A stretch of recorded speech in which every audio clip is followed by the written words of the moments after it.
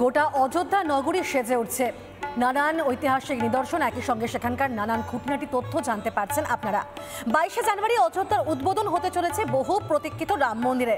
আর জানেন কি, এই রাম মন্দিরের উদ্বোধনের সঙ্গে সঙ্গে কিন্তু এ রাজ্যের বহু মন্দিরও সেদিন সেজে উঠবে, যেমনটাই মালদার মন্দির। কারণ এই রাম মন্দিরের উদ্বোধন উপলক্ষেই সেজে উঠেছে মালদার মন্দিরগুলি। ইংরেজবাজার শহরে বিএস রোডে সব থেকে পুরনো হচ্ছে রাম মন্দির।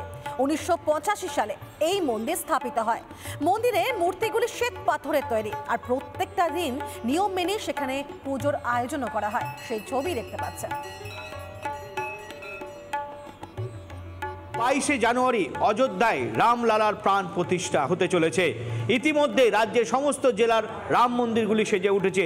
মালদার ইংরেজবাজার শহরের বিএস রোডের রাম মন্দিরের যে ছবি আমার ক্যামেরা পার্সন আপনাদেরকে তুলে ধরছে, সোজাসুজি মালদার এই বিএস রোডের রাম মন্দির, যে রাম মন্দির 1985 সালে এই রাম মন্দির প্রতিষ্ঠা হয়।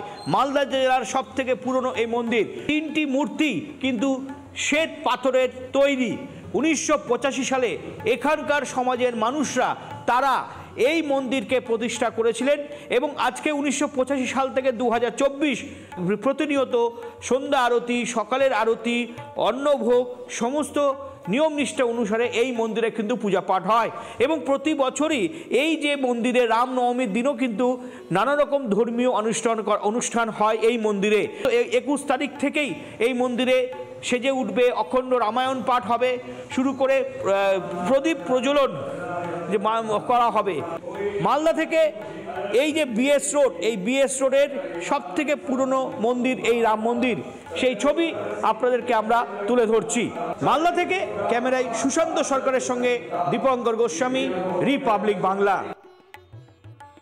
রামনবমীতে এখানে 9 দিন ধরে রাম কথা হয়, অখণ্ড রামায়ণ পাঠ হয়। উনারও শারদীয় নবরাত্রিতে 9 দিন ধরে ঘট স্থাপন করে দুর্গা পূজা হয়। হনুমান জয়ন্তীতে এখানে বিশেষ প্রোগ্রাম হয়, হনুমানজির সহমণি ভোগ হয়, জাগরণ হয়। খুব সুন্দর লাগছে, ভিতর থেকে খুব ইচ্ছা।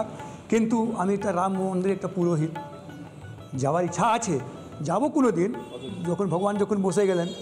কিন্তু এখন তো আমাকে এখানেই আমার আনন্দটা এখানেই রামকে নিয়ে, এখানকার যত রামের ভক্তরা আছেন সবাইকে নিয়ে এখানেই আমরা আনন্দ করব।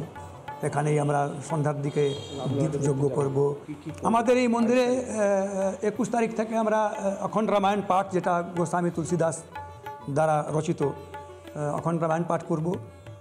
তারপর আপনার 22 তারিখে আর অখণ্ড জ্যোত চলবে আমাদের, অখণ্ড জ্যোত যজ্ঞ চলতে থাকবে 24 ঘন্টা।